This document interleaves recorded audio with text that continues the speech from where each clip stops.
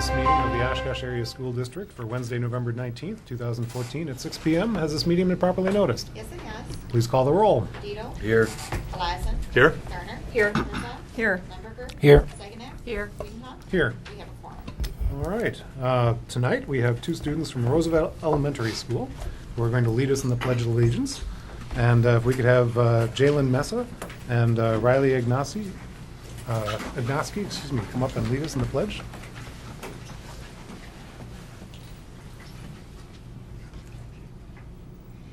I pledge allegiance to the flag of the United States of America and to the republic for which it stands, one nation, under God, indivisible, with liberty and justice for all.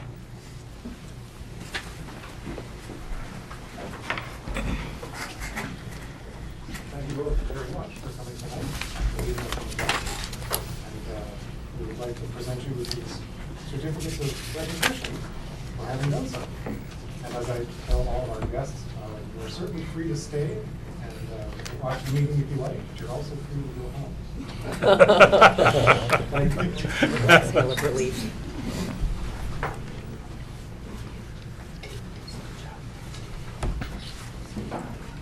All right. Next we have our superintendent's report. Yes, good evening. Thank you, President Wiedenhoff. This evening, I'm going to turn the first presentation over to Dr. Herzog, who is going to report on a project she's been with for 25 years and the celebration of an exchange program with Germany. Thank you, Mr. Mack. The student exchange is between Oshkosh West High School and their sister school, Immanuel Kant Schule, located in Rüsselsheim, Germany, in the state of Hessen. This exchange program started in the early 1990s. The purpose of this exchange is to build strong relationships and foster understanding between cultures.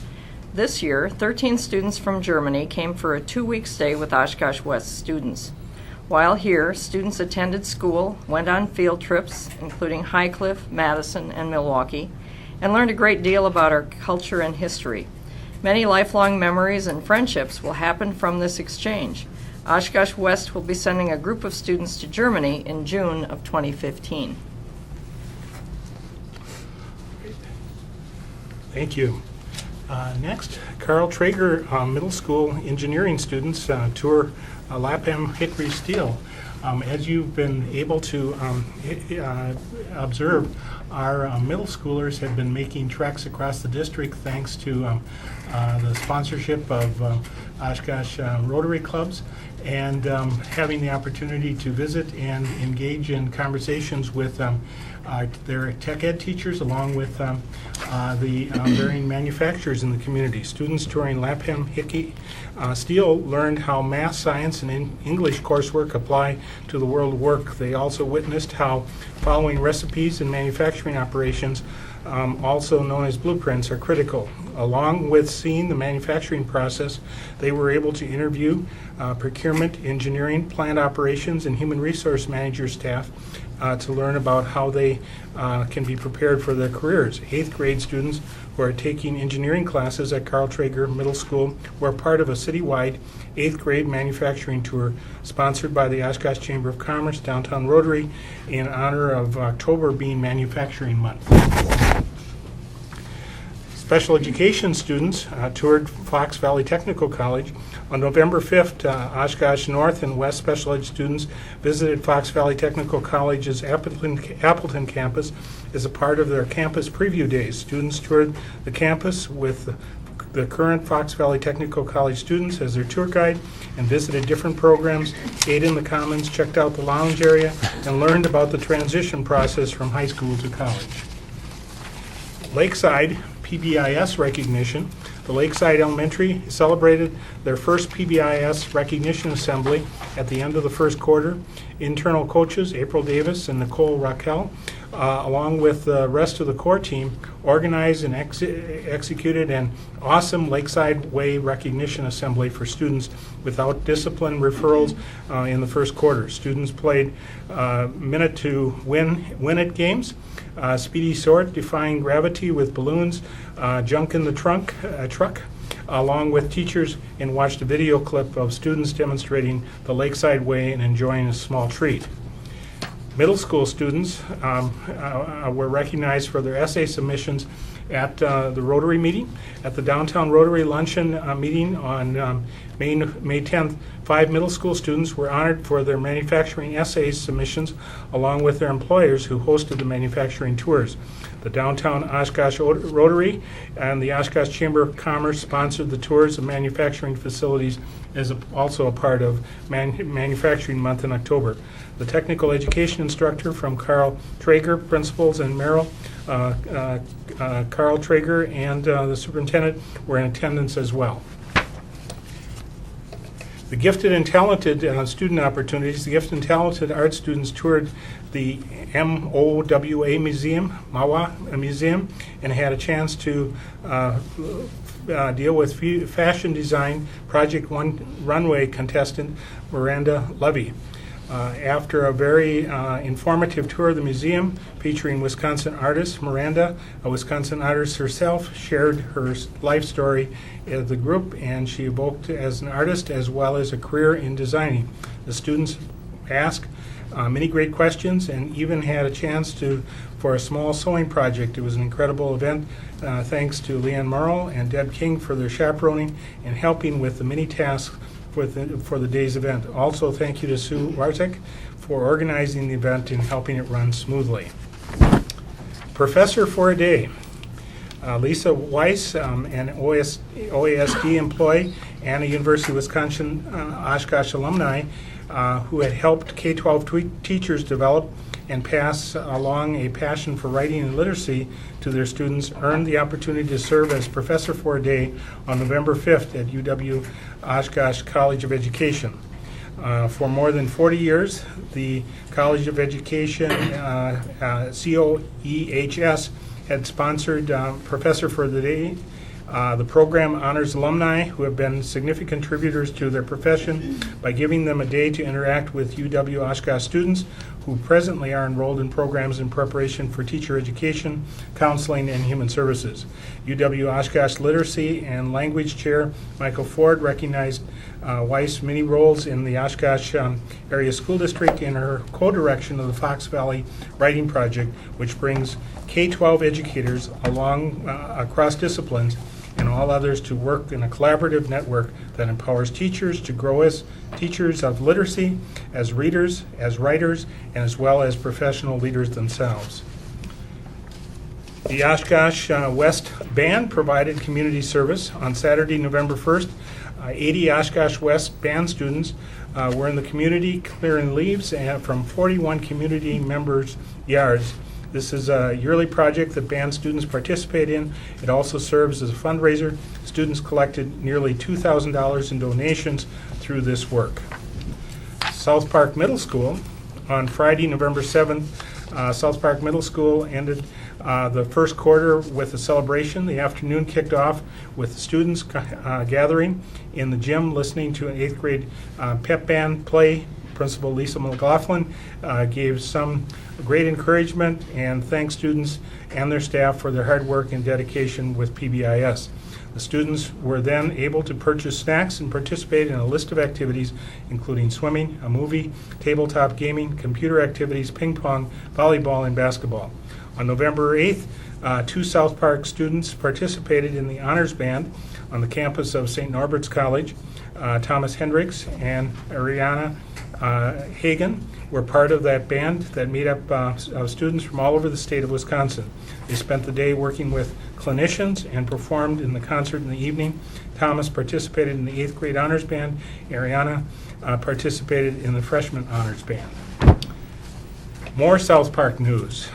Just a few days before Veterans Day, a South Park student was surprised when her dad was able to come home early from serving in the 5th tour of duty, this time in Afghanistan. She showed up at South Park Middle School to greet his daughter and take a moment to check out. The heartwarming story is available online. South Park Middle School students also held a Veterans Day program on November 11th. The school-wide program included performances from the 8th grade choir, 7th and 8th grade orchestra, and the 8th grade band. Selected 7th grade students shared poems Trumpet players played taps, and guest speaker was Sergeant Greg Dozinski, who spoke to the students about his experience in the Army Reserve. Reed Elementary School's Literacy and Math Family Night.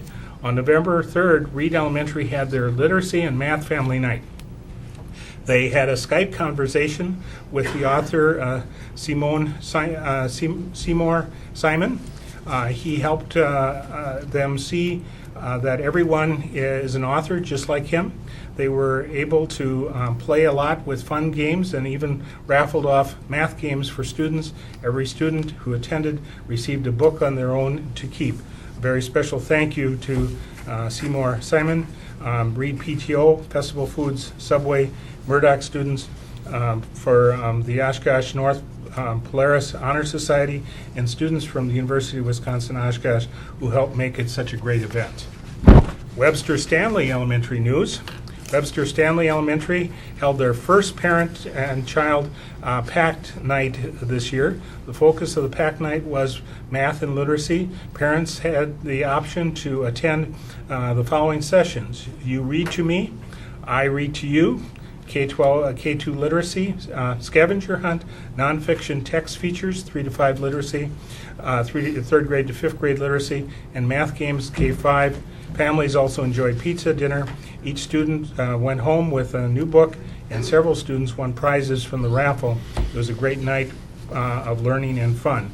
The playground dedication also took place that night. At Webster Stanley, the students and staff at the PTO invited sponsors of the new playground to a dedication ceremony. The students were loving the new playground. A special thanks to the PTO and for the community for sponsoring Webster's new playground. At Jefferson Elementary, Patriot Pride, the Jefferson Way, West Haven Quartet sang the Star Spangled Banner during Jefferson's Veterans Day program. Patriot families enjoyed spending the night at Math Family Night, and Patriot staff joined in the fall festivities, and you can see them all lined up, teaching staff. Great opportunity to celebrate together. As a glimpse into the world of manufacturing, another one of our middle schools, as a part of Manufacturing Month, Webster Stanley Middle School students also had the opportunity to tour Generac or Marvel Manufacturing Company. While at Marvel, students learned more about careers in production and engineering. At Generac, students learned about all the jobs in the building, both an office staff and the shop floor. The Human Resources Director shared excellent jobs opportunities at Generac for graduates of 2-year programs at Fox Valley Technical College in manufacturing and or information technology. Tours like these provide students with firsthand views of how manufacturing has changed due to technology and the variety of great paying careers available, said Patty Andreessen Shue, Education and Workforce Coordinator with the Oshkosh Chamber of Commerce. Thank you again to the businesses, the Chamber of Commerce, and the Downtown Rotary for providing the opportunity for our middle school students. The Oshkosh West volleyball team raised $2,697 for the Cure conference tournament. Oshkosh West 7th hour classes participated in a money war in which each class tried to raise the most money in a week. The money, along with the collaborative efforts of the football team with pink T-shirt sales, made up the total amount collected. This year, the Dig for the Cure was held at Neenah High School, and the money was donated to the Pink Party in Kaukauna, which was a non-profit organization to help those with breast cancer and their families. Congratulations also to the Oshkosh West senior cross-country runners, Jake Roost and Lexi Brisky, both of whom qualified for the WIAA State Cross Country Meet, which was held in Wisconsin Rapids on Saturday, November 1st. And the Golf Coaches Association of Wisconsin, the GCAW, is pleased to announce that the Oshkosh West golfer Jordan Handy, Gina Kraus, Olivia Anderson, and Reagan Byer, all academic all-star honorees for the golf season that just concluded. Students were nominated by the GCAW member coaches and when they met the criteria. A cumulative grade point average of at least 3.25, participation in at least 75% of the team's varsity matches, and the student must be at least a sophomore in high school. Congratulations to those students. And Halloween at Carl Traeger Middle School. Traeger Middle School students, members dressed in idioms for Halloween. As a part of Traeger Life, students then participated in idiom scavenger hunt, matching the idiom with the staff member. We also have listed the superintendent's activities in the last 2-week period. And now I'm going to turn it over to our deputy superintendent to tell you about a wonderful event that occurred a week ago last Monday, the Chromebook launch report.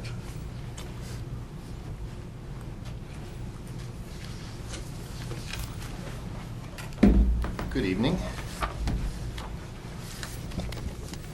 I have the pleasure of bringing you some additional good news from our Chromebook launch report. We wanted to give you a little bit of information and some pictures from a pretty significant activity for us as a school system that took place on last Monday, November 10th. As I'm sure you know, we rolled out our Chromebooks to all of our professional staff. Approximately 850 professional staff received Chromebooks. The goals for the day were pretty simple: hand out and record the new Chromebooks, make sure they're inventoried, learn how to use the new Chromebook, pilot the process for students. Everything we did at Oshkosh West was really a test run for what we're going to do at both West and North next year with students. While we had 800 customers that day, next year, next fall, we're going to have 3,000. So we had to really do kind of a dry run of this process. And that includes everything from beginning to end, including the inventory and inventory control process, which we've never had before as far as these types of devices. We did have them take a Bright Bite survey. I'll talk a little bit about that in a moment. And another goal for the day was to provide them a blank canvas to help staff and students create and innovate. And that has been kind of our theme as we've gone through this. This really is a creation tool for them, and we talked a lot about that. The last goal of that day was really for the staff to have fun and let us serve them. They've done such great work getting the school year started, and you know, been doing a lot of hard work, and it was just one of those days where, you know what, this is our turn to serve you. So that was really good. So we had a series of tour guides. We decided to kind of take a page out of Disney's playbook, and we had 17 different classrooms, 17 different sections, and we ran those twice. The secondary folks came in the morning, and the elementary folks came in the afternoon, and we ran through a parallel process. Tour guides all had a different colored shirt, and while this seemed a little odd at first, it was probably the most commented on help, because when you have 400 people trying to do something in one room at one time and you're looking for help, all they had to do was go look for the red shirts if you're having a problem logging in or you need tech services. Go to the blue shirts, they're your teachers for the day. The green shirts are your helpers in the classroom, and the yellow shirts are where you go to check out. So it was pretty successful. We also asked them to take a Bright Bite survey. If you remember when we did our technology plan and the board provided authorization to go to referendum, one of the big questions was, how are we going to measure the success of this? And reading and math scores are just a tiny sliver of what we're looking at here. So one of the things that we've decided to do is follow in the footsteps of some other districts like Appleton and use the Bright Bite survey. And what it does, it uses the CASE framework, which in a nutshell looks at the classroom environment, the access environment, the skills environment for both students as well as staff, and the actual environmental factors that lead to successful personalization of the learning process. The survey is relatively quick. I believe most staff were done within 10 to 15 minutes, and between now and Christmas, we will be surveying all of our students in grades 3 through 12. Their survey takes between 5 and 8 minutes. But it gives us, we felt it was really important to have a foundation of data before we moved ahead, sort of a base level that we could see where we went from there. The process for the day was we dismissed by professional development group with their tour guides. They all kind of held up their signs and they followed around, and it was kind of interesting. The elementary There was a definite difference between secondary staff and elementary staff, and I'll explain that in a minute. And it was surreal to see it, but it was really good. They all went from there to the O room where they were able to pick up their Chromebooks. The Chromebooks were already in cases ready to go for them. They then went to the F room where they came into the F room and they had to authenticate. And that way we knew the device was going to work. It was connected to the internet. Their accounts worked. If anything went awry, we had the red shirts off to one side to help them.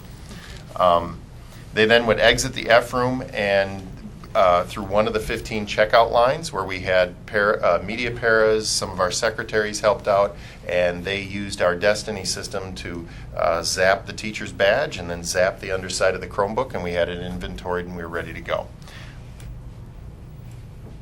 Just to give you some pictures, here you'll see them all laid out. I know that may look very easy to do, but if you've ever unboxed a computer, now unbox 850 of them, and there's a lot of garbage and a lot of stuff that has to get ready. But TRA, the company that we went with where we purchased these from, part of their service is they assisted us in doing this, so that was very helpful. Gathering in the auditorium, everybody was very excited. This was where we had a little bit of a difference. Elementary quieted down inside of about 10 seconds. Secondary took just a shade longer. They were just a little bit more social, but they were down pretty quick too. Coming in to authenticate, this was what it looked like in the F room. I don't know why there we go. And as you can see, we have about 400 people in that room. And what's really interesting is we got them out of there in 15 minutes. So they came in, authenticated, checked out, and were outside of that room in 15 minutes. The elementaries took 20 minutes.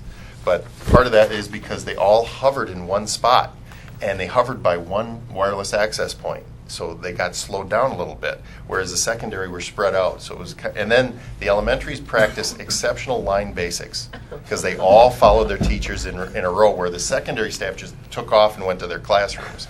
So it was, like teachers like students, I guess. Here's some pictures from the professional development. You can see some of our teachers in class. We used Oshkosh West, so special thanks to the Oshkosh West staff, because in the afternoon when the elementary staff showed up, some of the Oshkosh West teachers were displaced out of their classrooms, and they were very nice to let us use their building.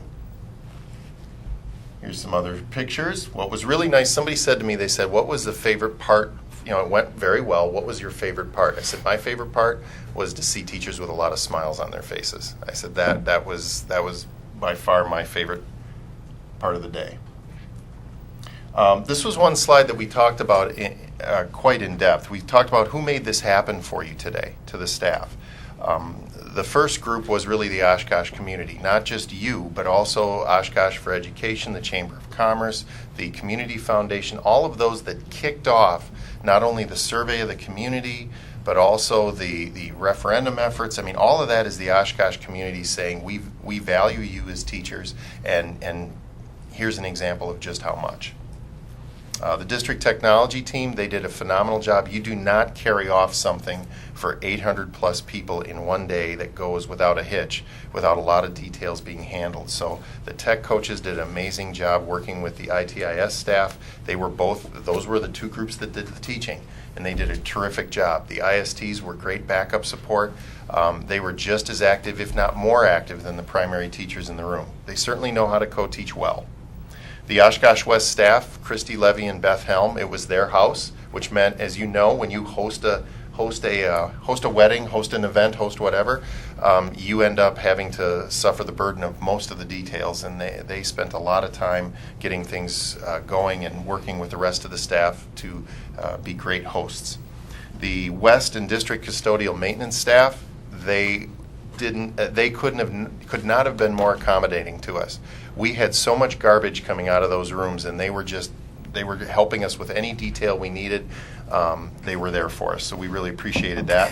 Our tech services team, we sort of had a curriculum team that created the PD, but we also had a tech services team that handled a lot of the wireless logistics, the authentication procedures, etc. Dave Last and Lori Mortensen handled everything from ordering to getting the technology in place, to getting we used flak jacket cases, which are very nice, very protective cases to protect the investments, but you cannot get those anymore because the Oshkosh Area School District ordered all of them, all 900 of them that were for sale for the next 2 months in that particular brand. And we got those for a reason because those they were inexpensive and they were really solid cases, but it was very difficult for us to get them in quantity. So if you were going to buy one of those for somebody over the holidays, we apologize. We got them all.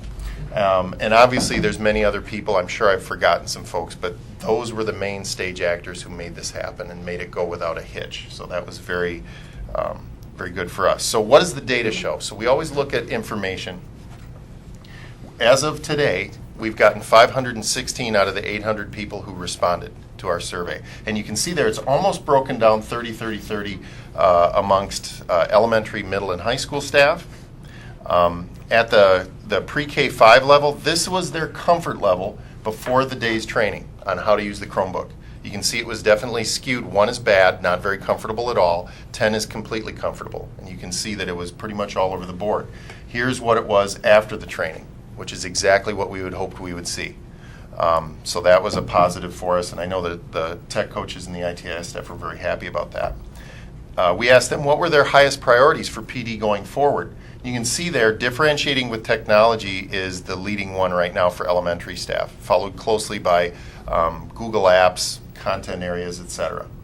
And this was the one I was most excited about, is we asked them point blank, how do you rate the overall process of registration, picking up your Chromebook, authentication, and checkout? Clearly it went well. That was a very positive response for us. Middle school, their comfort level, you'll notice it's not as skewed to the low end. It's more of a mix across the board, but we saw a marked improvement with them as well and their comfort level after the day. Their needs, they were differentiating with technology was a big one, but also Google Apps. And they thought the day went very well as well. So that was another positive for us. The secondary staff, now you'll notice theirs has a little bit more high points near the 8-9 range. That's because they've used Chromebooks more. They've had them in the class, we've had more cards. But they saw a marked increase as well of their comfort level. One of the things some people said was, I already know how to use this. And what they didn't realize was the Chromebook we gave them was not the Chromebook that they've been using. It's far more capable, it's a little faster, it's a little bigger, the display's a little bit nicer, and it does have a couple of functions and features that they did not know about. So that was an advantage. What's really interesting is what they want to learn about. Their number one was learning to tweak existing coursework to prepare for one-to-one and classroom management in a one-to-one environment. Because they know 9 months from today, they're living it. So they were very interested in learning about that. And they thought the day went very well as well. So that was the data. Just a big thank you to Oshkosh. There are a lot of districts that we have been talking with who have gone down this road. Very few of them have provided the technology to staff first. And I think that has been the thing that has given Oshkosh the most buzz around the state, is people are looking at us to say, okay, what type of advantage is this giving you? And I think it's going to be very significant. In keeping with that, this last Saturday was the WTI Fall Conference. This is put on by John and the foundation that was funded by John and Tasha Morgridge. You may have heard their name recently. They just gave UW-Madison $100 million. That's the family that did this, and they also are the ones who are responsible for our WTI grants that originally put smartboards and classroom tech at Traeger L, Traeger Middle, North, West High, and Merrill Middle. So they helped. Part of the reason we were able to go to all 700 classrooms with our referendum dollars that we had was because a good chunk of these were funded too by this same foundation. They always have a fall conference. We hosted last year's fall conference. This fall, it was in Stevens Point. It's really focused on tech integration and personalized learning. They have a great national keynote speaker who comes in, and then it's really people around the state. We had 57 Oshkosh Area School District teachers there on a Saturday who spent all day at this conference. So I could not have been more proud of how well represented we were. We were by far, there wasn't even a close second of other school districts. And our staff presented quite a few sessions.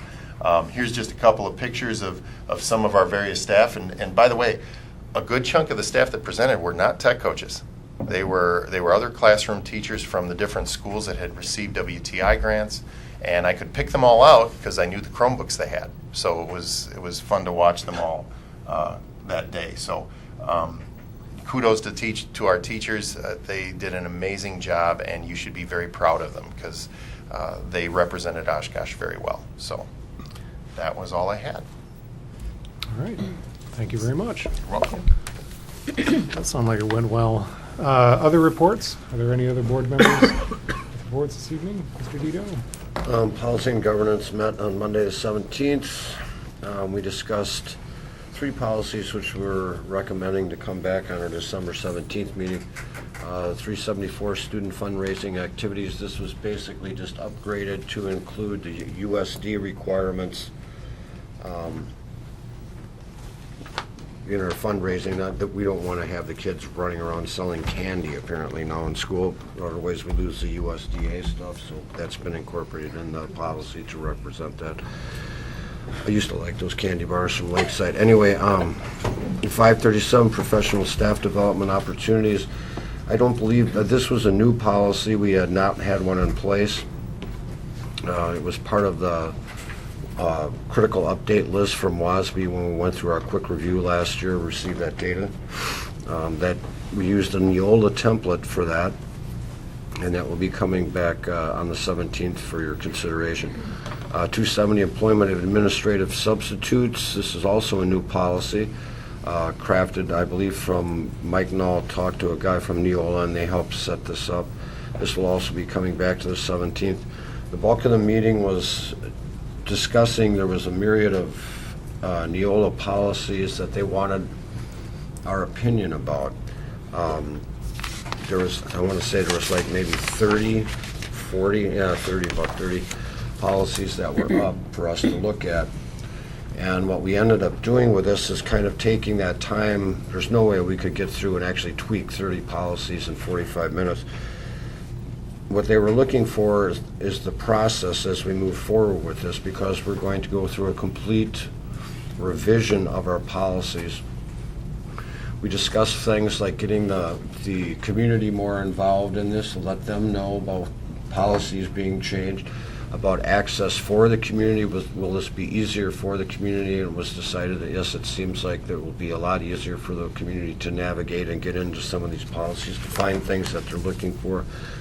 To take this opportunity to standardize everything from the font to the verbiage. We're starting essentially from scratch with this and rebuilding this all and streamlining and getting in compliance. The policies they brought forward for us to consider were more public in nature, and many of them were policies we don't currently have. And when this is brought back to Policy and Governance on the 17th, we'll be discussing this further.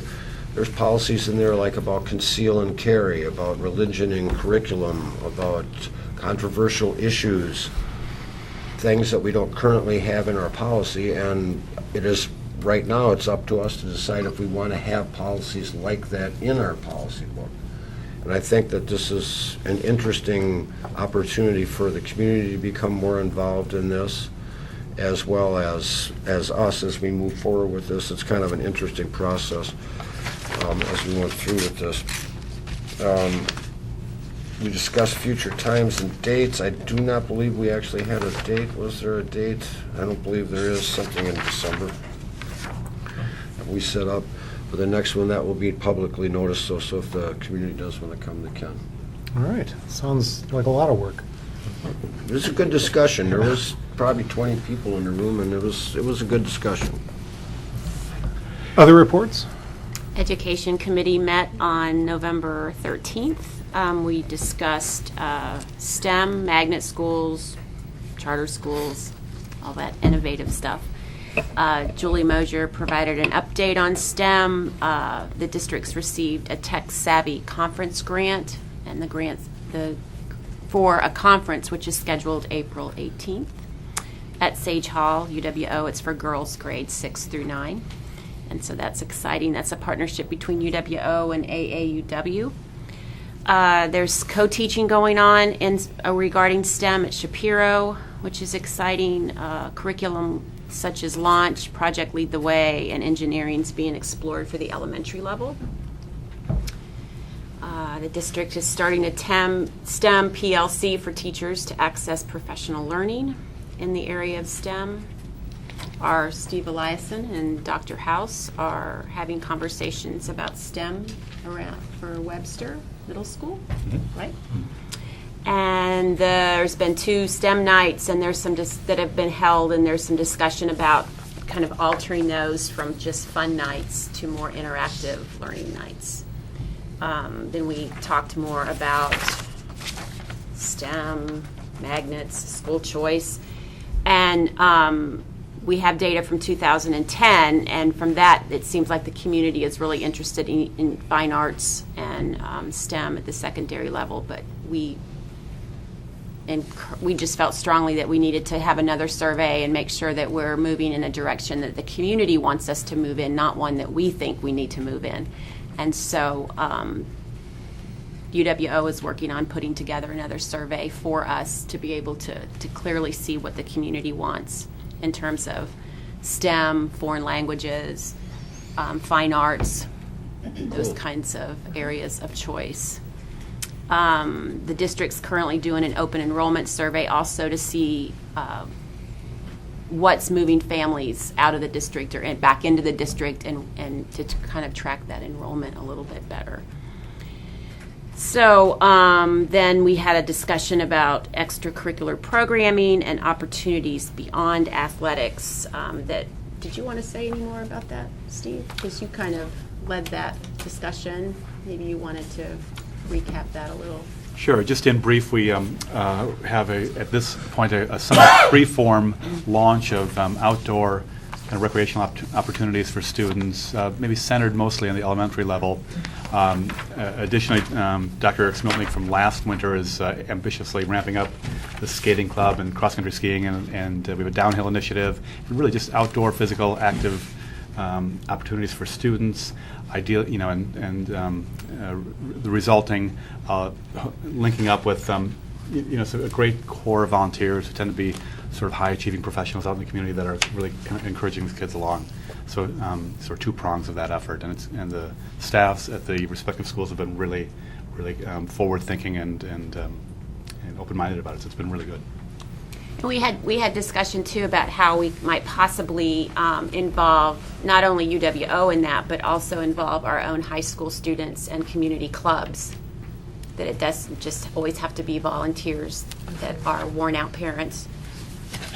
that maybe we can tap into some of our youth and our younger community members in order to help develop them.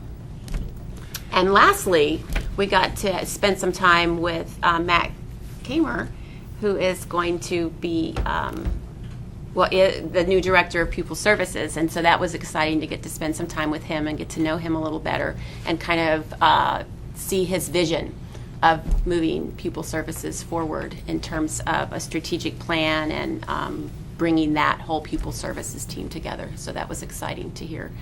And the next meeting, I believe, is December 11th at 9. President, may I just add, I'm going to pass out to the board, really coordinated by Al Wenning, but Brad Jadowski and Craig Leader, we wanted to have a baseline data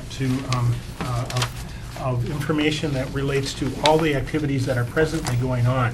And so I met with Al, Brad, and Craig to gather a complete comprehensive list of who does what, because I think there is sometimes not a full understanding of what is going on in the community regarding activities, and when you gather from 3 sources, and bearing in mind that at the elementary level, much of it is within Al in the Recreation Department. There's overlap really at the middle school level, and predominantly at the high school level, the work is done by the activities directors. And but I wanted you to have a baseline set of data of what's the complete list of all the activities that are going on, and as a launching point for our supplementing with other more lifetime skill activities. Can I just add one thing to that? Can I add one thing? Sure. You know, the wonderful list, you know, and it certainly provides changes in the world for students to experience.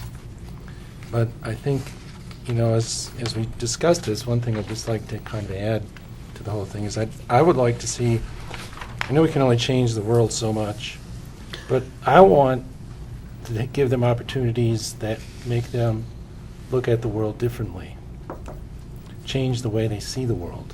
So that's kind of what we're trying to do here. All right, other reports? Last but not least, Facilities and Finance met on November 13th. There is no update on Oaklawn spending at this point. There's no changes to report, so we're still clicking along there. Lakeside project update, the engineering, most of the discussions now are centered around engineering. Potential problem, maybe the well. The well might not be sufficient, so we might have to drill a new one. And we'll have to probably update some of the electrical stuff, but you know, nothing terrible on that end. And then the last thing that we talked about was the proposed food service wage structure. We haven't done that. Peggy West said that she hadn't done it since she's been here. And since she's been here forever, it's been a while. And so she said that they worked together as a big team and they put together a structured, simple wage structure that had to happen at some point. So they did a lot of work. And it's going to be put to the board in the near future, not at the next meeting. It's going to be as part of the process as we simplify structures for all the different groups. So I guess I'll leave it at that. Our next meeting will be December 11th. All right. Thank you very much. Any further reports? All right, seeing none, we will go on to non-agenda related public forum. Is there anyone who wishes to speak tonight on a non-agenda related item? Something not on tonight's agenda? All right, seeing none, we will go on to the agenda related public forum. Tonight we have Sarah Muir. If you'd step forward and state your name and address for the record. My name is Sarah Muir, and my address is 315 Winding Brook Drive. I'm here tonight to urge you to vote no on the proposal in front of you to raise the administrator's salaries. And I know that this is something you discussed in executive session a couple weeks back, so it may be a rubber stamp already. I'm hoping it's not. But I couldn't let a vote go through without speaking my piece, because when something's right, it's right, and when something is wrong, it's wrong. And this is very wrong. I'm not here tonight as an Oshkosh taxpayer who doesn't want to pay another dime. I voted for the referendum, and I'll vote for future referendums. I'm here tonight as a former district employee, and more importantly, the mother of 2 children currently enrolled in the district. I was a counselor at North for about 8 years, and I left 9 months ago to go into the private sector. And I left for many reasons, one of which is the inequality that is epitomized in the proposal in front of you. Let me start by saying that I respect most of the administrators in this district. I know they work long hours and they care very much about our students, but this isn't about that. This is about priorities. This is about where we spend our pennies, and let's be honest, they're pennies. It's about putting that money in the classroom. It's about the teachers who have sacrificed over the last 5 years, how much they do for our students, and how little we have rewarded them. Teachers were recently informed that they can receive an $800 raise if they earn 30 points over the course of a year. A good portion of that money will be eaten by the rising insurance costs. And second, those points need to be taken on their own time. So they're putting the time in. If you took their hourly rate and you considered how many hours they're going to put in to earn those 30 points, my guess is they're going to come out even or they're going to lose money. When you pay someone for their time, that's not a raise, that's extra work. And what do the administrators need to do to earn these raises? Nothing. They just get them because we need to stay competitive with other districts, and we need to attract and retain them, and we need to make sure that they're being paid equally for doing the same job.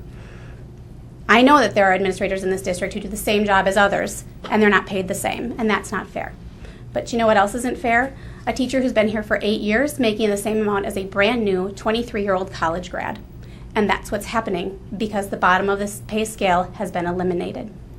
And when they take those concerns to the HR director or the business director, they're told the same thing. They're told, we know it's not right, but we have limited funds.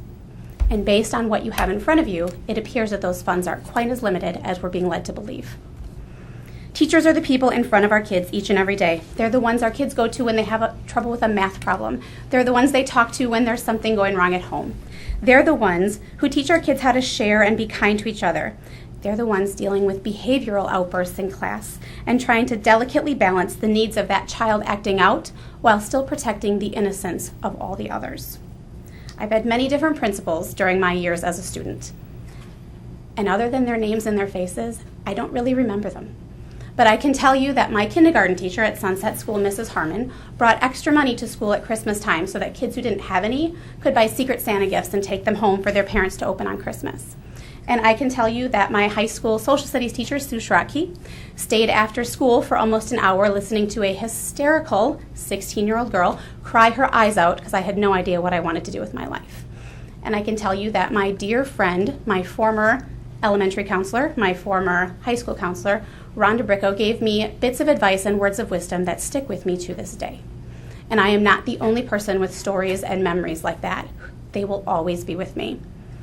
Teachers are the difference makers, and if we as a district do not start showing our appreciation for them, they will leave. It's no secret that they have fled this district in astonishing numbers over the past few years. Last year, my daughter was in second grade at Franklin, and every single second grade teacher in that building was brand new, and I could tell. That is the future of our district if things don't turn around. There was no one to coach them. There was no second grade teaching resource in that building for them. And I can't decide what's more disturbing, the fact that this could actually pass tonight, or the fact that we have teachers going home at the end of the day crying because they're so stressed and overwhelmed and their pay doesn't come close to accommodating for that stress, or the fact that we have teachers leaving and going to their second job so that they can pay the bills. And while all that's going on, we have district administrators trying to figure out how they can give themselves raises. Staff morale is at an all-time low, and they're trying to put more money in their own pockets. Maybe I shouldn't be surprised, because teachers are a dime a dozen is a quote that came out of this building. So I'm not surprised, but I'm sad, and I'm angry, and I'm very concerned. Let me close by saying that you all have a choice tonight. You can choose to send a message to your teachers that you know that increasing administrator salaries in light of the cuts and the sacrifices that they have taken and made is not right. You can recognize their value and the fact that you respect their dedication and their hard work. Or you can send the message that you don't care. Thank you. Thank you. Thanks, Sarah. Is there anyone else who wishes to speak tonight on an item on tonight's agenda? All right, seeing none, we will go on to the consent resolution agenda. For the consent agenda, the board has been furnished with background material on each item or has discussed it at a previous meeting. These will be acted upon with one vote without discussion.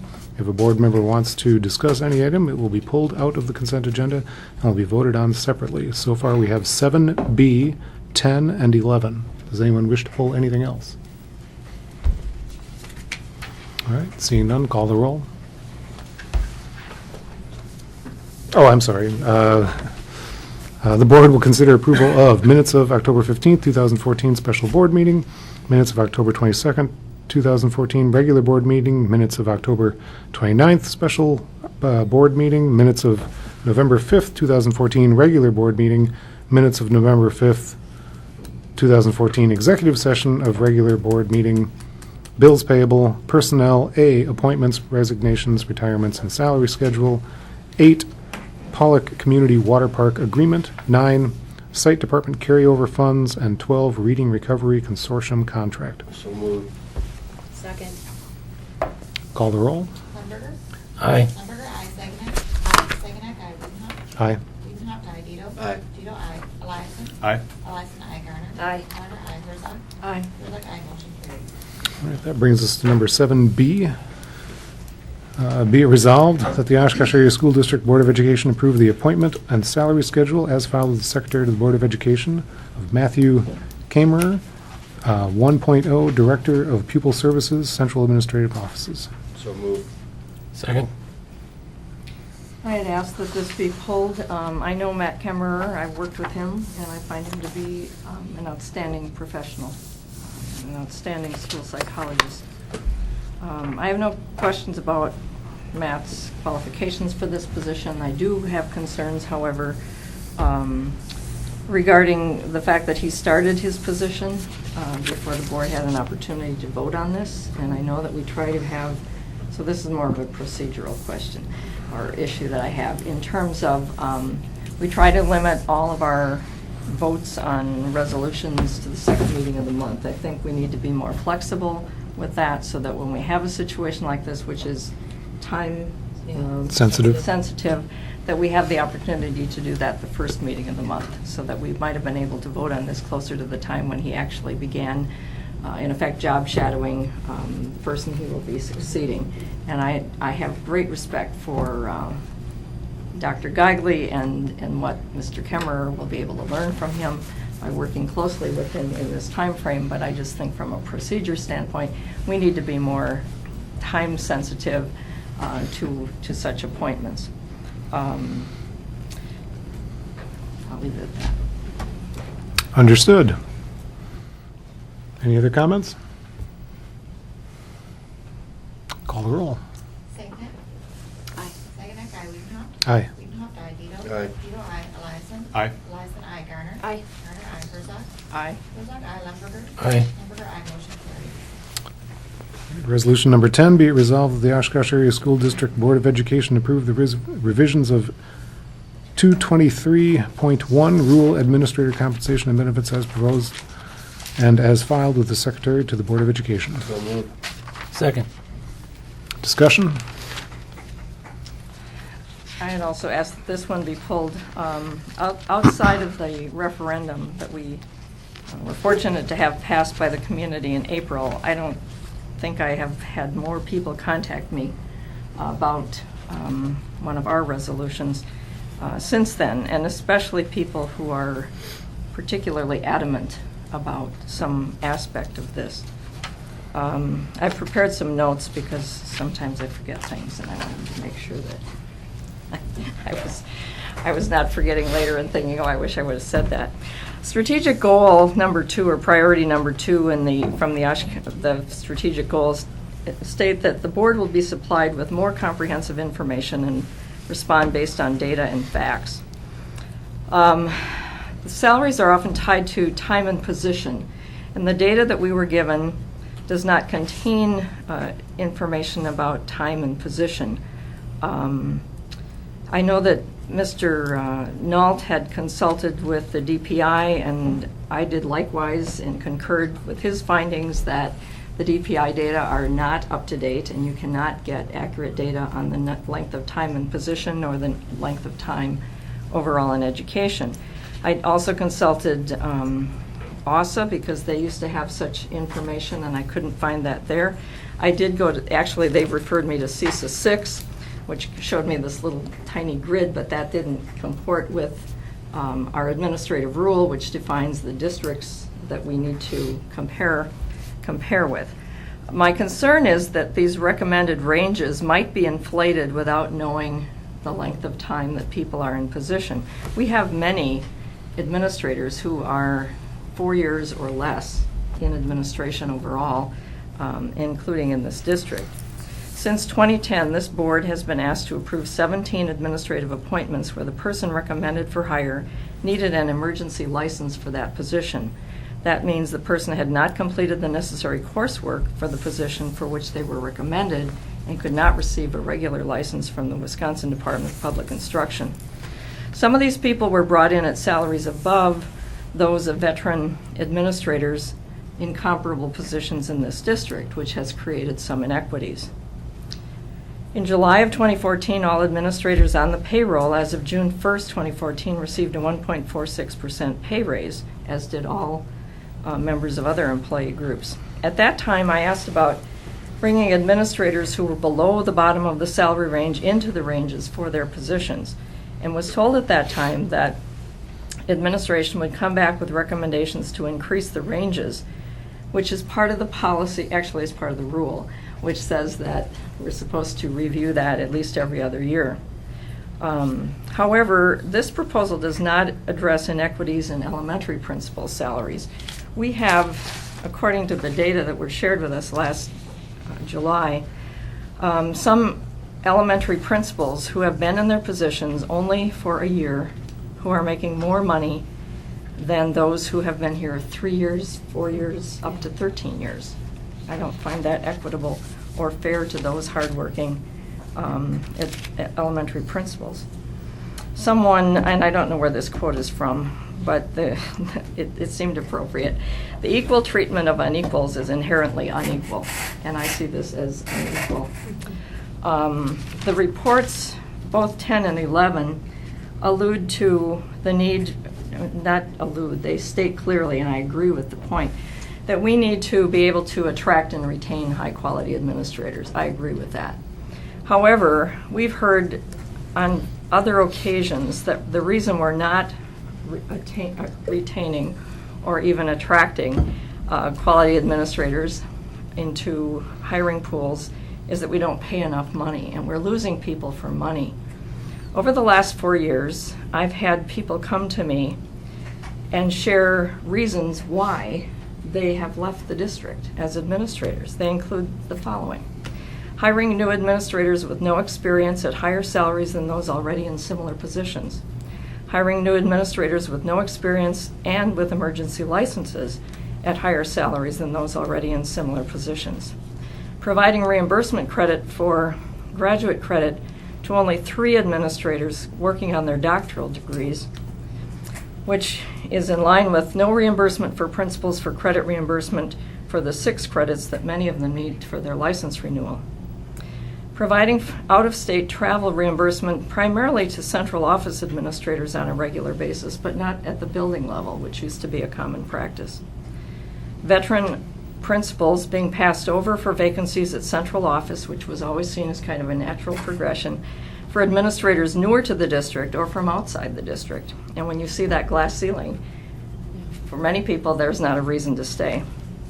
Hiring administrators either from inside or outside the district without following the board administrator hiring policy. Asking veteran Oshkosh Area School District administrators after 2010 by newer hires if they feel that they fit into the district, whereas before they fit in the district. Telling a veteran administrator with innovative practices going on in the building that that person's job was to tell good things about the other schools so that those principals wouldn't feel bad. I was in that meeting. A contract not being renewed, a recommendation coming to the board for non-renewal of an administrator without the evaluation being completed. And finally, an administrator receiving a resignation document via email, asking that that person resign by the end of the month. So, while I'm sure people who left got salary increases, there were many other reasons that caused them to leave. And when other administrators see what has happened, this may not look like that attractive a place to come to. I love this district. I gave over 20 years of my life as an administrator here, and I don't want to see those things repeated. So as we heard tonight from a member of the community, whom I know a little bit and respect very much, we have to show respect for our employees. That's that priority 1 in our strategic plan. It specifically mentions teachers. There was a wonderful letter to the editor this week that many of you probably saw from Mr. Ryland, who's in the audience, stating that we need to recognize our support staff. And so of the various resolutions I've been asked to consider as the newest member of this board, this is the one that I have wrestled with the most. because I see equity issues and inequity issues, fairness issues, actions that have been taken that have in my opinion, put some salary situations in such disarray that it's surprising to me that we haven't heard from some of those people. I know I supported this at the Administrator Compensation Committee and recommended that it come before the board. I would still recommend that. I'm not sure how I'm going to vote on this. I've really wrestled with this, more so than I've wrestled with anything in a long, long time, personally and professionally. And I think my recommendation right now would be that we move to table this so that Mr. Nault would have time to contact the districts that are defined in the rule and find out what is the longevity of people in those positions, because that's directly related to the compensation. I just don't feel I have enough data, and that ties back to that priority 2 on the district, on the board having sufficient comprehensive information to make a sound decision. So that's where I am at this point. Okay, so you want to postpone to a certain time? It could be a date certain, or however long it would take for Mr. Nault to gather that data and for us to review that. Okay, could you make that in the form of a motion? I'm not. It'd be moved to postpone the motion to... Okay.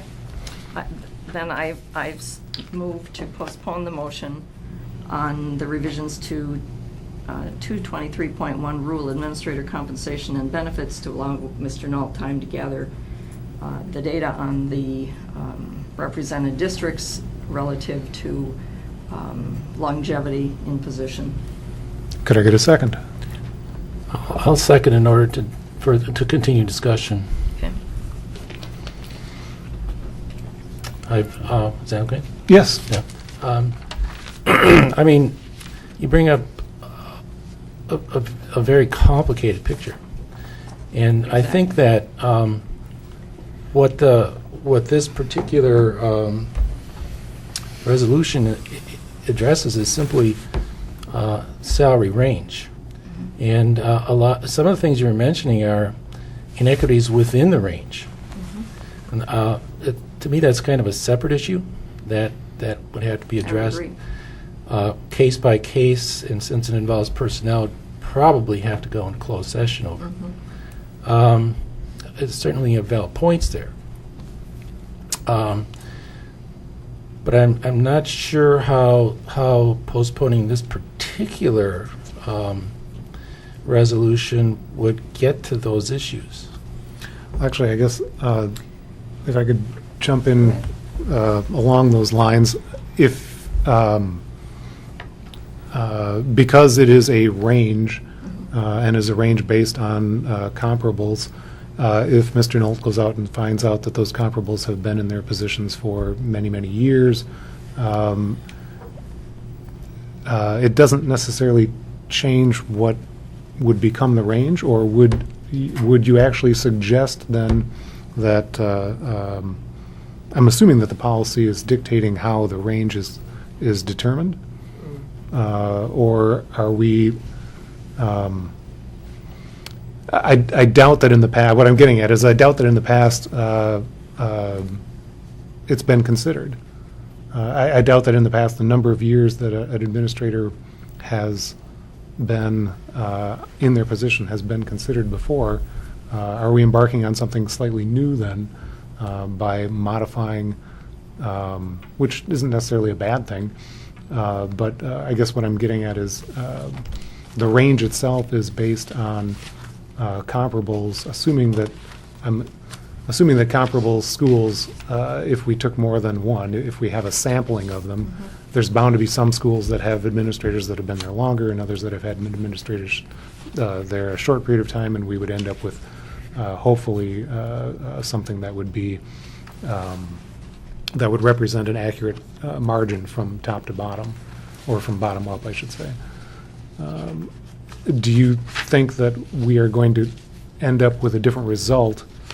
And if so, what would make you modify the range? Would you, if a school district had, if we found out that our comparables are across the range, how would you want to actually take that data and determine what the true range should be? Do you see what I'm getting at? I believe I do. In the rule, it notes that where there are one-person positions, and the rule states or cites the controller, the network engineer, that elements of comparison would include length of time and position, responsibilities and qualifications, and then placement onto the salary scale would be based upon such consideration as experience, performance, relative value to the district, tightness of the market, and other determining factors.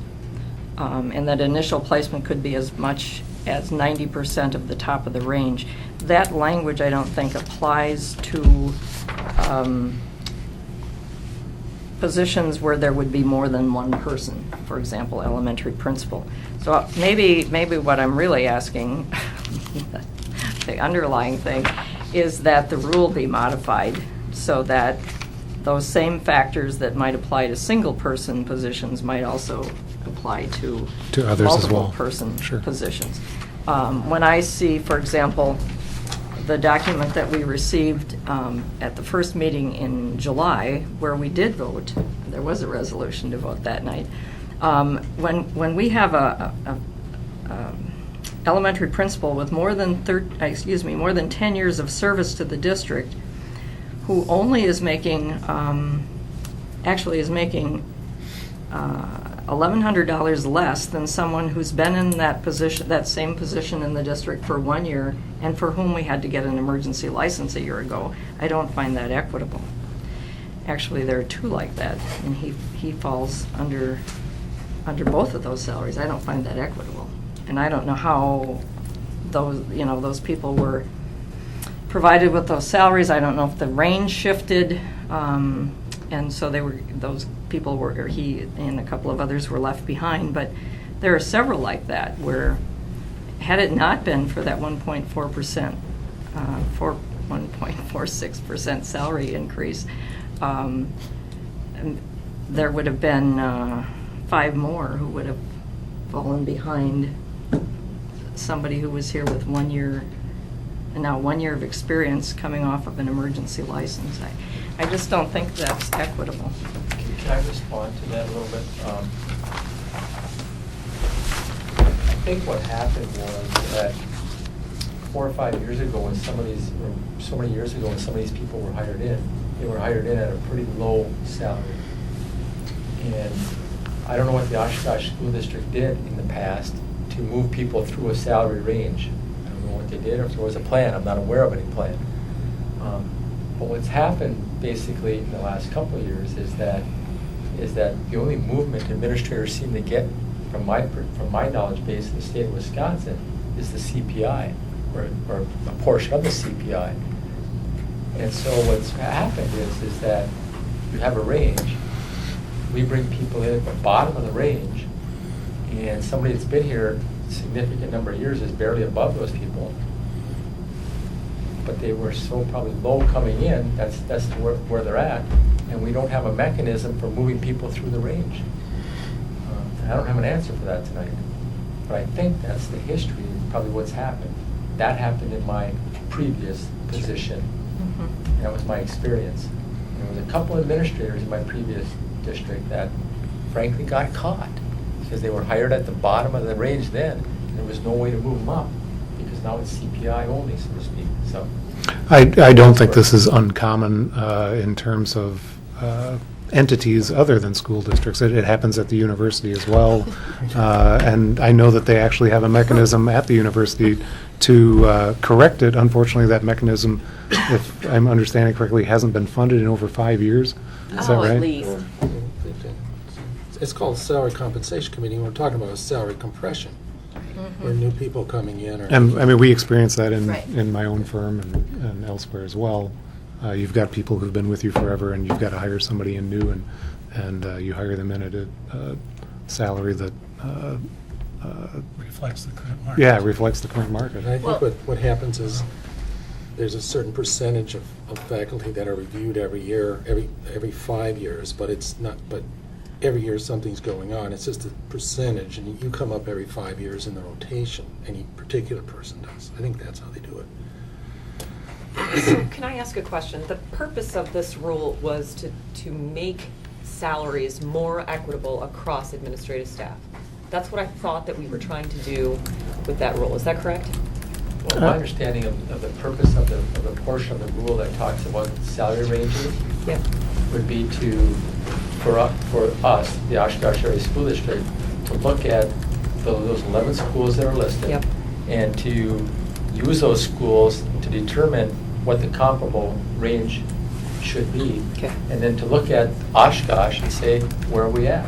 And the Are we purpose of below? doing that is to, Stay competitive within the state of Wisconsin relative to administrative salaries. And I was on the admin committee 3 years ago when we brought this up, that this hadn't been reviewed right. in 10 years. Right. It changed Yeah. for the market-adjusted So salary this is just situation. to remain competitive. And Right. it sounds like what you're talking about is the reasons why people leave. So Mhm. it's a retention issue, which really has nothing to do with this market. Well, I think there has to be a reasonable salary for them to consider Absolutely. staying. However, with Hertzberg's theory of motivation, I'm really very interested in people's motivations for doing lots of things. And he would say that things like working conditions, your relationship with your coworkers, your relationship to your supervisor, how you feel valued, are all things that come into play. And that year after year, we can reward people with more money, but they'll always want more money. But those other variables can be deal breakers, really, in terms of somebody staying with an organization or not. Because for some people, and I don't know what the tipping point is, it's different for everybody, on salaries, they're willing to perhaps put up with lower salaries if those other conditions are in place.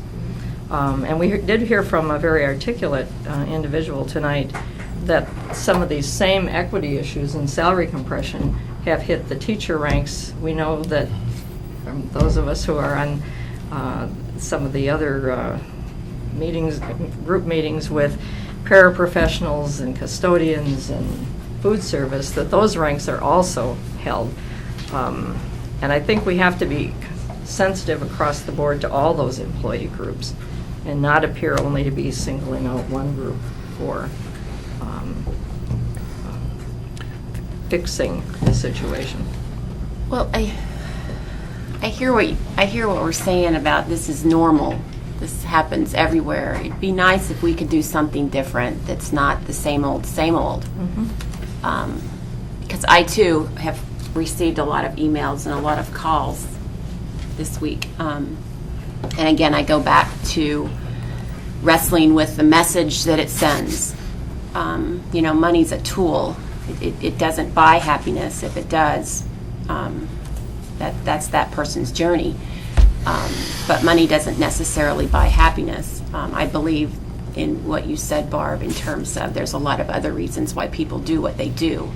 And a lot of times it's not always money. So I'm just become very concerned about the message that it sends. And I guess I don't want to continue to do the same old, and just say, well, too bad you got caught. And that seems to be a phrase that's used often these days. You got caught, you didn't get the increase, you didn't get this, you didn't get that. So I would be open to tabling whatever and trying to create something that's different than what everybody else does, and just continuing to kind of maintain this compression cycle. I mean, I know it's not going to be easy, and it's probably going to take some creative thinking, but it would be nice to do something different, be a district that does something different than just more of the same. Go ahead, Allison. I just wanted to finish the thought of the resolution that's in front of us tonight is to agree to change the salary ranges for those positions. That's all this is. And the justification for that, I gotta make it simple, guys, I'm sorry, so bear with me, Thanks. is that we have to remain competitive. And we're assuming that that table is gonna make us competitive. And yet, you have heard from people in the community, I've heard from one person and then from that Sarah tonight, that somehow that is going to send a message that we don't, that somehow administrators and teachers are different. You know, one is here and one is here. And if we, and so I don't know how to vote because that's not how I feel. And yet I also understand what, Mike, you've been telling us all along, that we're hiring one administrator a month for the last 2 years. That's appalling, and we can't do that either. That's expensive, it's inefficient, you know, nobody wants that. I know, you know, maybe you don't remember your principal, but by God, those teachers do. And principals are really important, I think. I think all of you administrators are really important, and I sure don't want you spending all of your time trying to find new ones every month. So how do we, I don't know, but the table isn't it, and I don't know how to rectify all of it. So that's where I'm standing. I don't know how to vote on this. John? I think, first of all, we have to stop and think a little, excuse me. First of all, I think it's an indication of the good character of the people in the room tonight that we are concerned about salary and equity. Mm-hmm. And not just horizontally among groups, but also vertically between groups.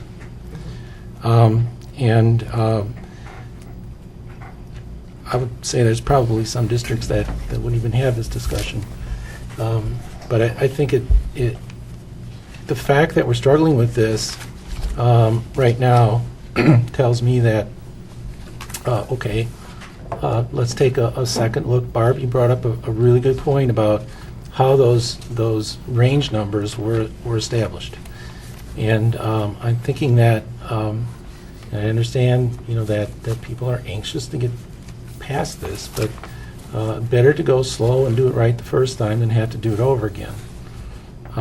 As my dad always used to say, there's never time to get it done right, but there's always time to do it over again. So let's avoid that and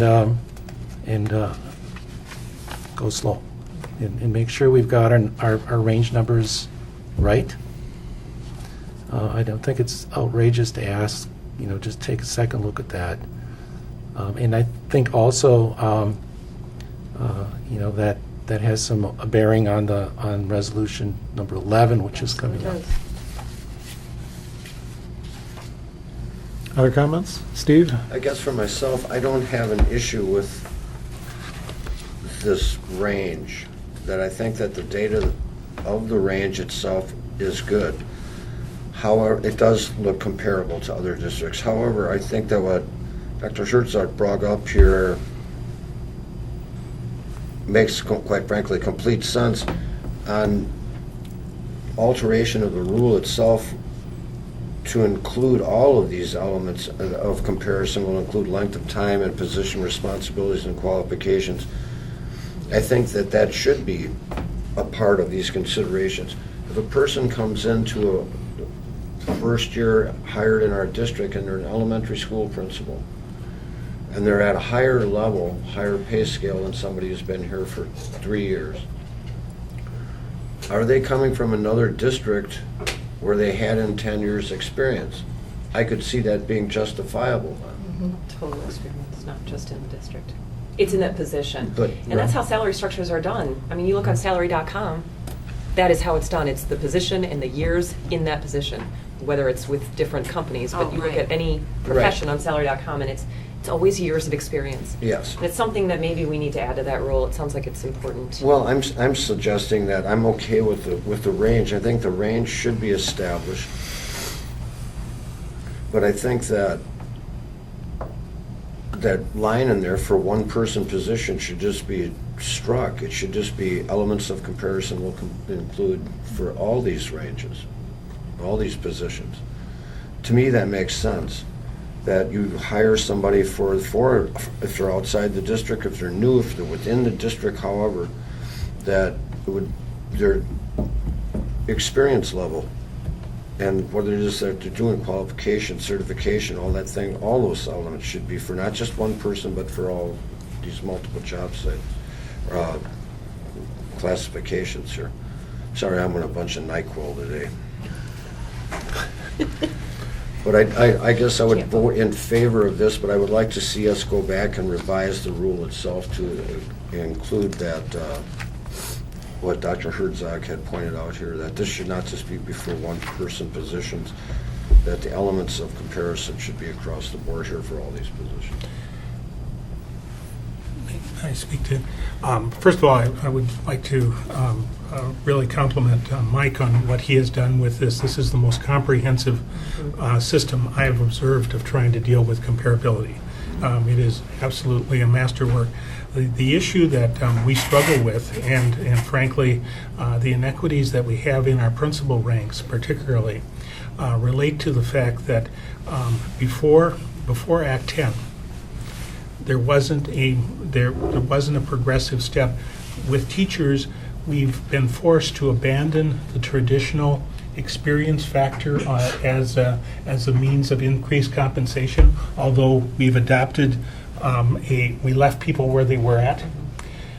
Within the administrative ranks here in this district, unlike most districts where, Mike alluded to it in his former district, and I know from past experience that there were increments of recognizing past experience or present in-district experience that were automatically built in, and it didn't let a 10-year principal drift at the level that they unfortunately are right now. Our schedule and the way that has been neglected over time, and that's a long-term history in the district that both Mike and I have inherited, is that there is not an established schedule to recognize and to advance individuals with built-in experience, because the entry-level market, we don't get applicants with experience because we're not competitive at that entry level. People with experience wouldn't look at coming to us to do that because there's not an established schedule that they could look at that says, I've got 10 years experience and I potentially could come in and make an advancement from my present assignment in another district. What we have lacked here is really those incremental steps that should be built in, but frankly, with administrators, we were Act 10 before Act 10 was passed. Sure. Everybody just drifted. There was no recognition of experience. And now we're trapped in a new world where inflationary impact is the only way to move individuals, because we don't have a predetermined schedule of recognizing an elementary principal with 10 or 12 years experience, or including experiences with other employers as a principal. We can certainly come back, but it will be a much more costly eventual move to differentiate between experience. But the bottom line can't get much lower. That's why we end up with the number of individuals who are coming in with provisional licenses, because nobody with a full license, they can go out and be any place and get a at-market position. That's why we have, if it was 17 or the numbers that we have, because our starting wage is so low, it's not competitive. And we don't have a built-in schedule that shows the demarcation over time that allows us to recognize a high-quality principal that comes from a neighboring district or across the state or from another state, or going back to another country, what Steve always talks about of why don't we differentiate. We don't differentiate because we don't have a competitive market compensation plan that would attract people to come here. And that's part of the issue that we struggle with. So I would suggest that I think it's respectful on the part of going back as suggested to lay this over for a later date for action. But I think we need to recognize the fact what we've inherited here is a mush. It is a mush of people compressed because there wasn't an established schedule to move people on to recognize their experience. Well, like I said, 3 years ago, I was on that committee.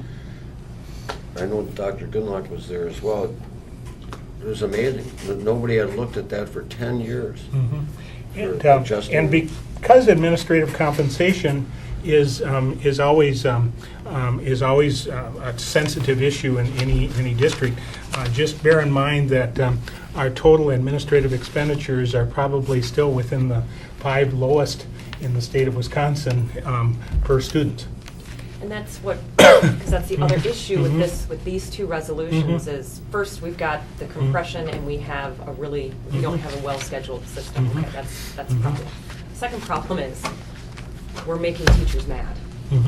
So, none of what we just said right now is going to mesh with that issue, and I don't know how to get there.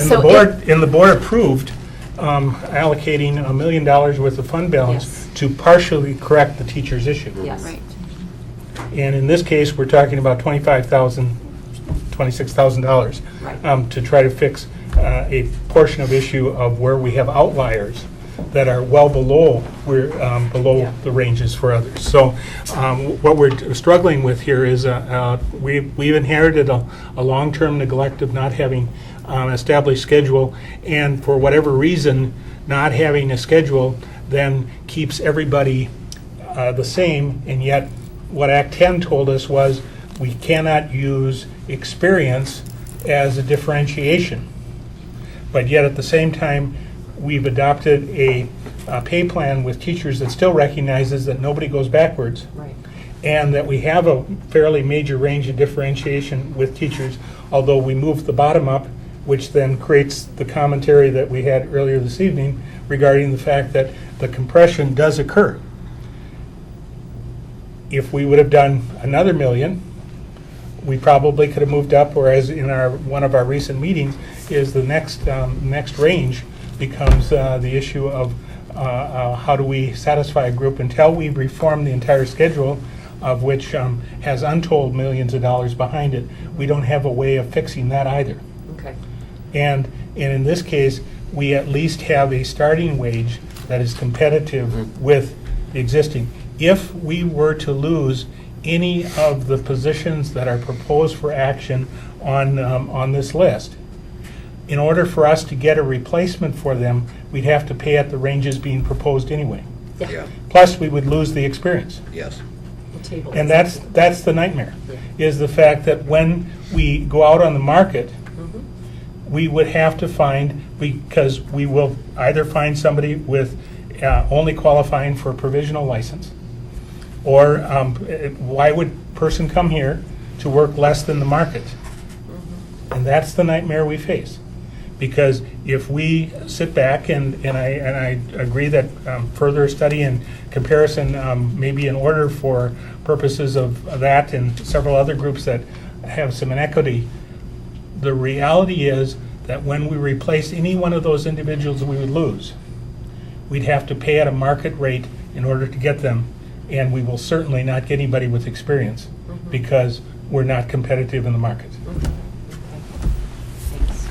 So I would certainly support laying this over for a date certain, and we would try to target the second board meeting of December as a target to try to have that and others to be brought forward to you.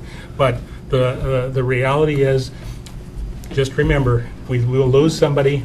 We would have to pay at the market to get them to fill the position. Yeah, I agree. And we've got 7, 8, 9 people working below the market, well below the market today.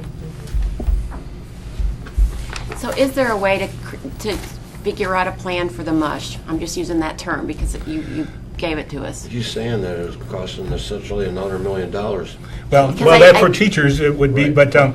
but for administrators, it would cost 3-4 times as much to do it, to undo the mush. But would it be fair? It would be more fair, yes. But would it be politically any less difficult? Absolutely not. I mean, that's the reality that we face, is the fact that a number that could, if we did any fixing, we've got so few people with much experience now, maybe it only would cost another $25,000 to have some differentiation. But we could do that, but it would more than likely double the cost of this action. But if we can certainly come back with a model that would show that differentiation and recognizing at least the experience of individuals, so we would differentiate between a principal with 10 years experience and 15 years experience. Or the article that you said, we're breaking off at 3 years. That's where the major break is. Right. The first 3 years. Like Right. If you can get somebody with 4 years, Right, yeah. we've made it through the first but, 3. But we do have to face that reality, and there is no easy way politically ever for any policy-making body ever to tackle administrative expenditures, other than the fact that when we get the 14 study, I'm sure we will end up with numbers that are very similar to where we're at, about being 4th or 5th lowest in total compensation paid towards administrators per student in the state of Dead Wisconsin. last 4 Right, years ago. Right. So you know, it is a terribly hard thing for policymakers, and we fully respect that. But and I agree with Barb's comments on the whole issue of lack of differentiation between experience. But there's never been a structure here to do that. And we can come back with a structure that does differentiate, but it still means we have to pull 8 or 9 people from the bottom of the fold into the fold. Because otherwise we'll be paying their replacement to be at the bottom of the fold. Well, I don't know that the data that I've asked for as part of the resolution would necessarily change those ranges, but I wouldn't know that until we got the data.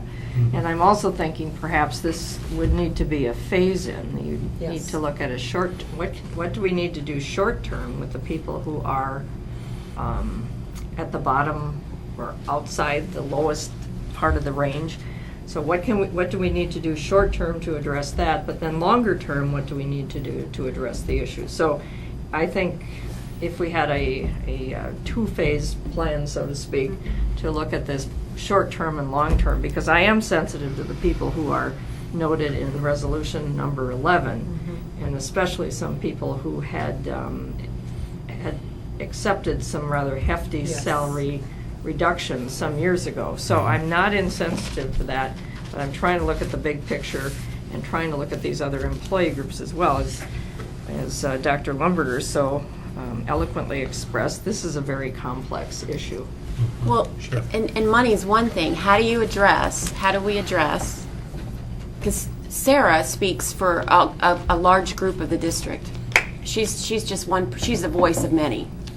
So how do you address that feeling and still address this compensation mush? I mean, how do you... You simply be respectful of it, but I don't know that there's a way to fix it, and that $25,000, $26,000 out of a $141 million budget is not going to is the issue. And it's only 7 people. That's the justification that I can sleep with. That we gave $1 million to teachers. Obviously, there's more of them. No. We're only talking about 9 people.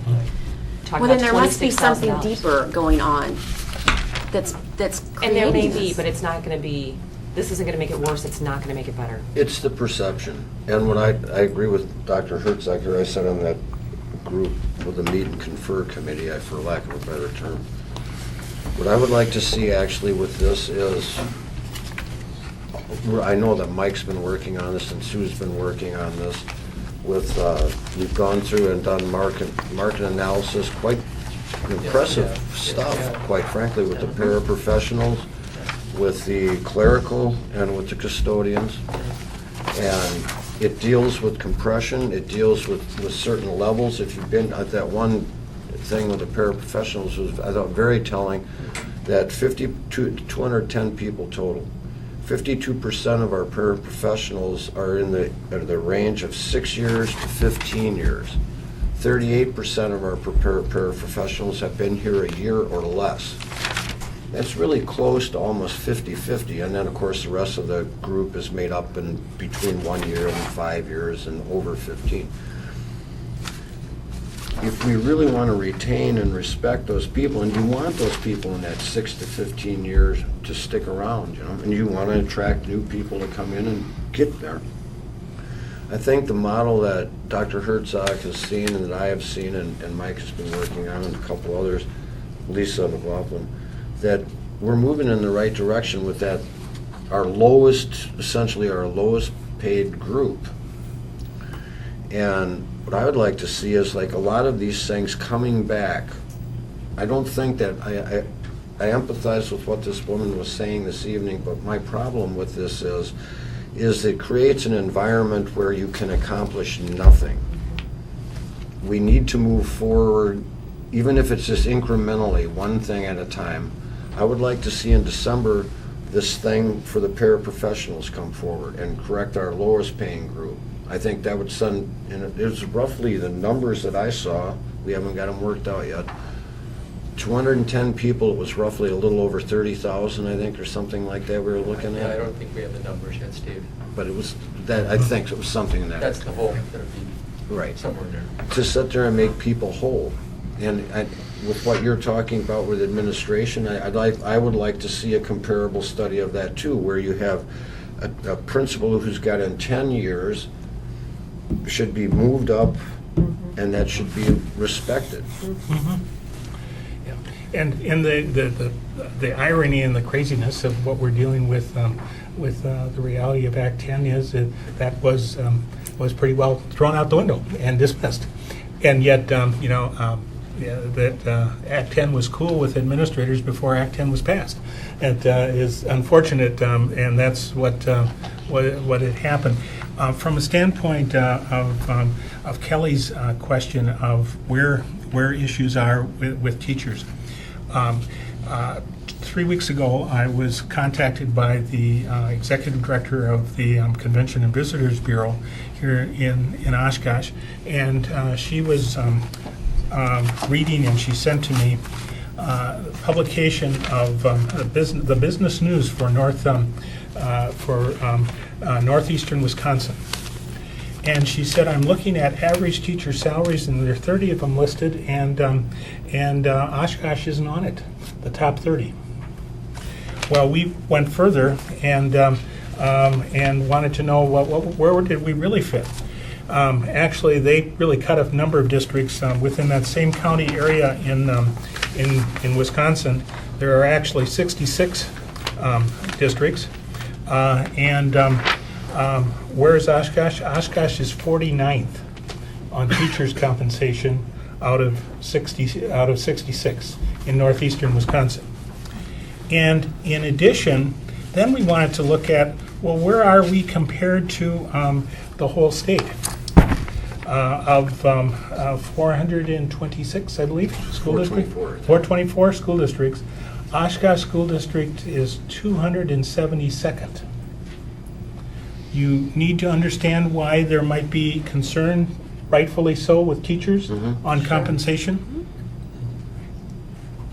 That is the so the roots of those issues, even if it only means $25,000 or $26,000, the reality is that we have not been competitive here, and it still goes back to 1992-93 in levy caps being placed in the district, that the district has paid what it could afford to pay, or a little bit more, but the reality is that we're operating $2,000 less per student for the average of the state of Wisconsin per student. But weren't those levy caps put in place in every district in Wisconsin? But they were put in at the levy that the level that the district was at. Oh, at that time, sorry. At the Okay, time. right. One of the most blind Like ways of approaching equity ever is if you were a high spending district in 1993, you ended up with continuing on that level. Yeah.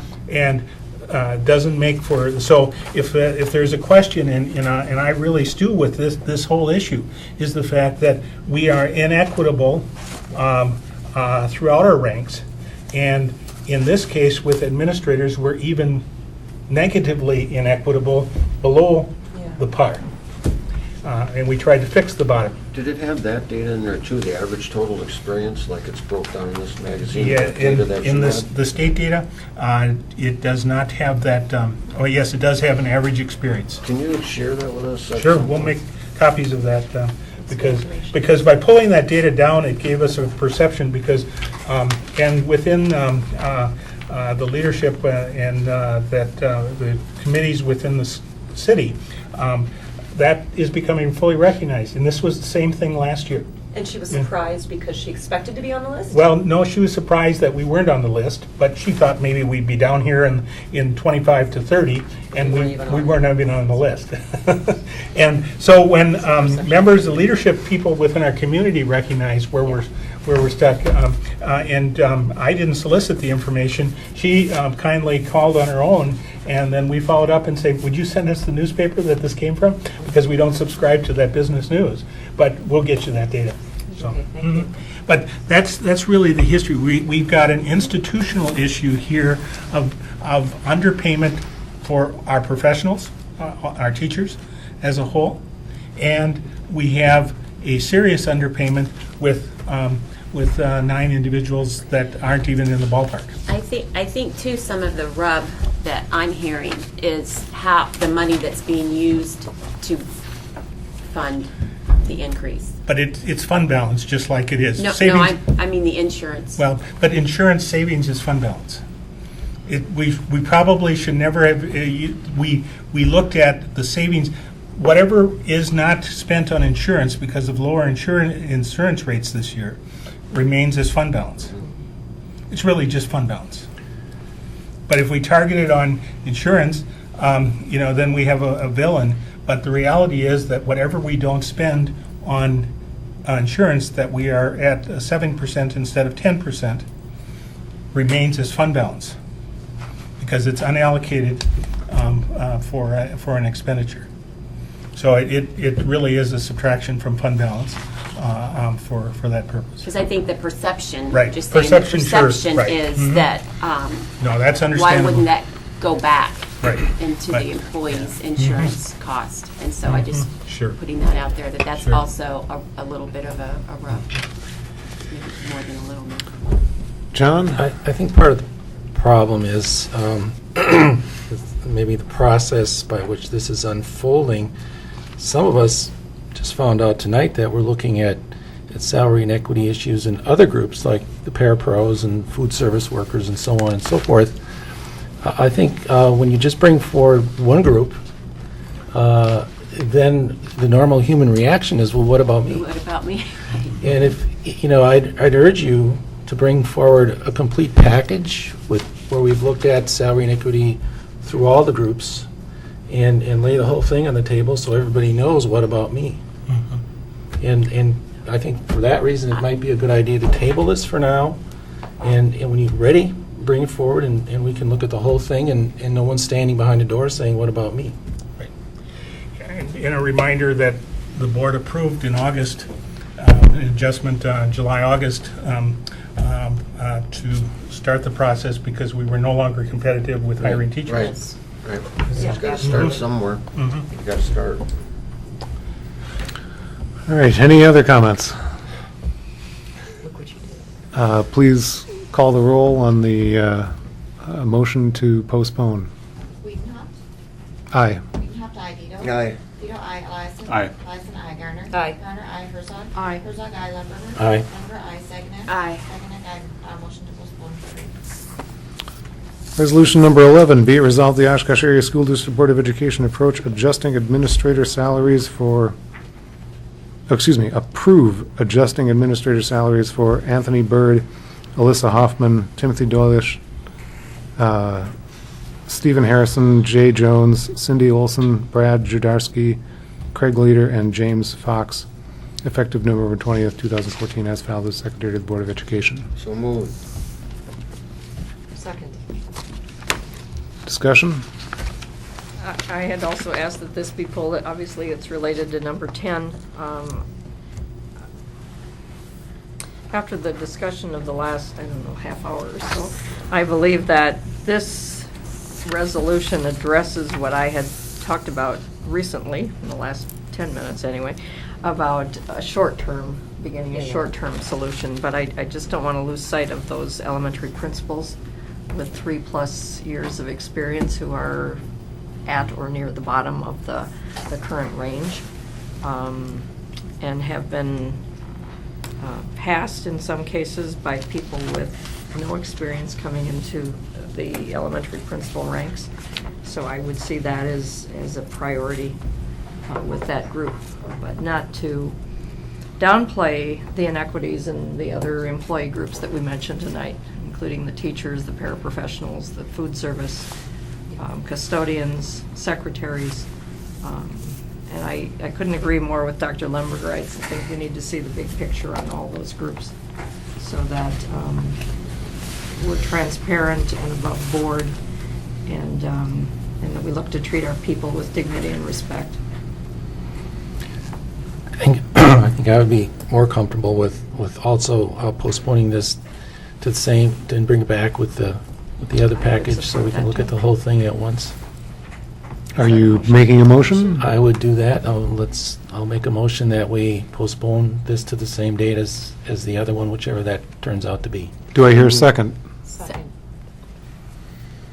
Further discussion? Seeing none, call the roll. Dito? Aye. Dito, aye. Eliason? Aye. Eliason, aye. Garner? Aye. Garner, aye. Herzog? Aye. Herzog, aye. Lemperger? Aye. Lemperger, aye. Saginaw? Aye. Saginaw, aye. Wiedenhoff? Aye. Wiedenhoff, aye. Motion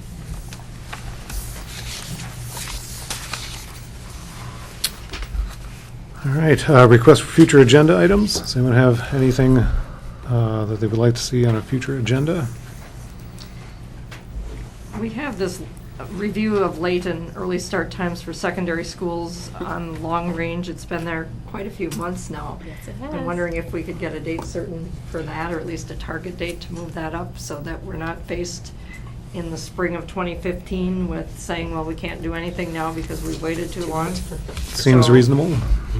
Yes, I can That respond would to be- that. We had planned to try to have that ready for you by the first meeting of December. It will need to be the first meeting of January because the survey data is not yet complete, and will be, in fact, for benefit of the community, the variables will be spelled out in a set of survey questions of which we will have available and posted and give notice to get a survey from a broad base of the community on the issue. Every transportation change has a cost to it. Our present structure is still the cheapest alternative, but we're exploring other alternatives potentially, and we haven't fully heard back from Cobuson on those yet. But we will plan to have for the first board meeting of January that report to you. Thank you. All right. And you will not be asked to do any action on it. It will be the second board meeting of January before. We can be flexible. Other future agenda items, or excuse me, anything else on people would like to see on the future agenda? No? All right, announcements? I don't know if it's really an announcement, but since the Lighted Schoolhouse, because you know that's my passion, the extended day program, I don't know if it's because it's now an extended day program, but I know I just came from eCook before I came to the board meeting, and they are now on a waiting list. And so they are thinking that the program is going to continue to grow. And I didn't know if you would know that, and so I just wanted you to know that. Thank you. It is growing. Thank you. We were given something this evening in our folders about this school perceptions thing from WASB, and trying to get better at our role as board members and governance. I would encourage all of us to go online and fill this survey out. It says that they can give us aggregate results. We'll find out a little bit more about ourselves as a board composite. I think it would be a good idea to move forward. Thank you for putting in our facts. And let's put a timeline on it and say if people could manage to get that by done. the next board meeting. Oh, well, maybe not that. How about? 2 weeks? You only work 88 hours. How about by? Instead of shopping on Thanksgiving, sit home and fill a survey out. How about by the? Do we have a second board meeting in December? Yes, we do. Okay. How about by the second board meeting in December? Perfect. All right. Could I get a motion to adjourn? No, I can't get a motion to adjourn. moved. All right. Can I get a second? Second. Could I just take a minute? Could I introduce Matt Kamer? Oh, certainly.